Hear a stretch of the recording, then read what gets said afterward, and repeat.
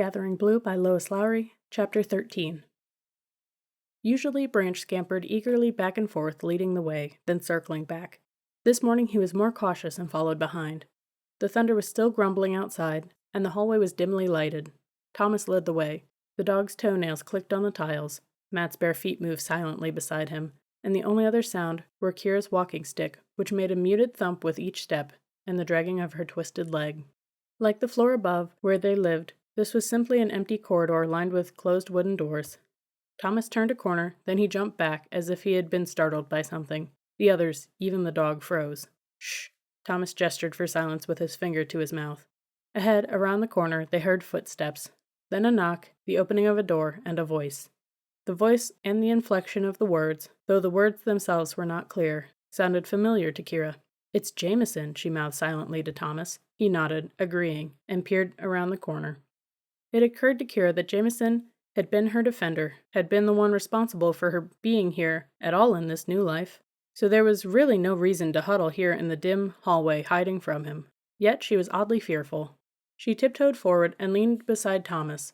They could see that one of the doors was open. An indistinct murmur of voices came from within. One of Jameson's, the other was that of a child. The child cried briefly. Jameson spoke. Then the child, surprisingly, began to sing.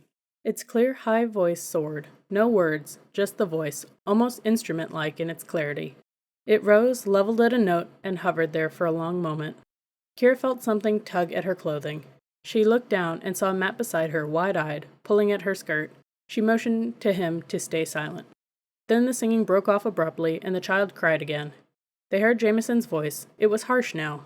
Kira had never heard him speak in that way. The door slammed shut, and the voices were muted. Matt was still tugging at her, and Kira leaned down so that he could whisper what he had to say. "That's me friend," he said urgently. "Well, not really me friend, 'cause me and my mates don't like girl tykes none, but I knowed her. She lived in the fen." Thomas was listening too.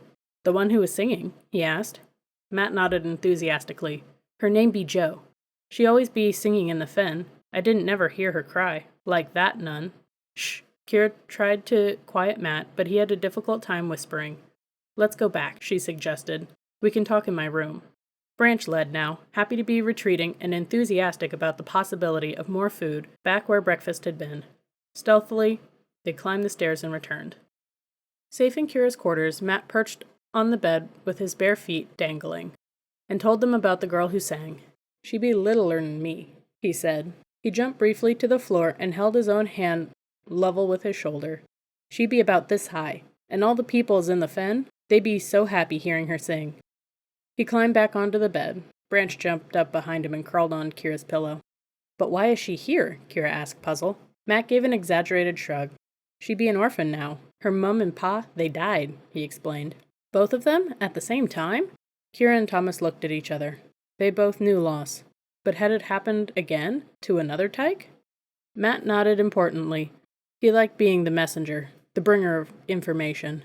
First her mum gets the sickness, and then when draggers take her mum to the field, and her pa go to watch the spirit?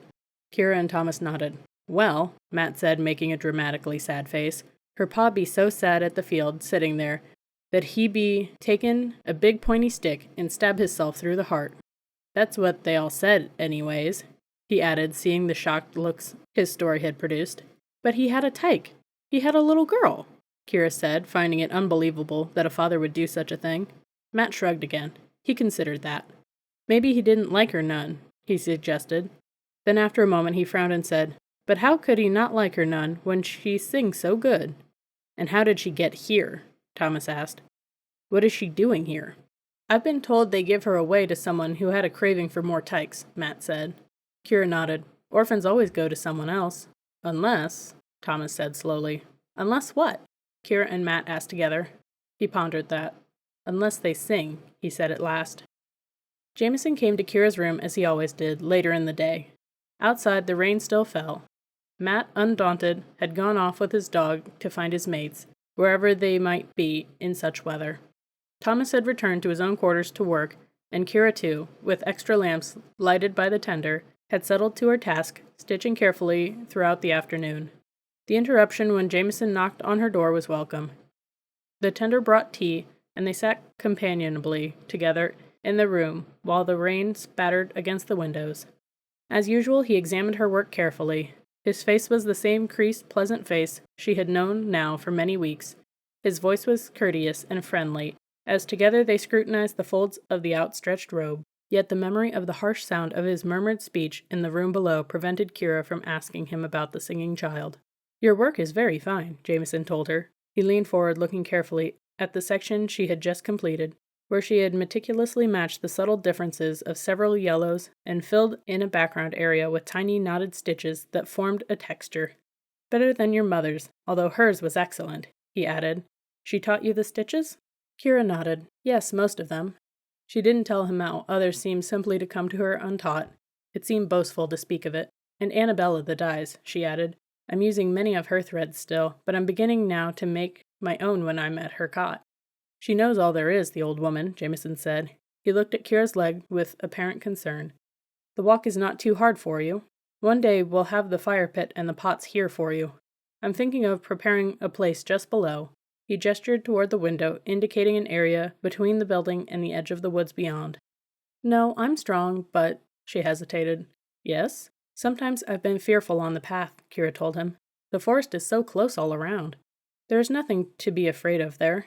I do fear beasts," she confessed. "As you should. But stay on the path always. The beasts will not come near the path." His voice was reassuring, as it had been the day of her trial.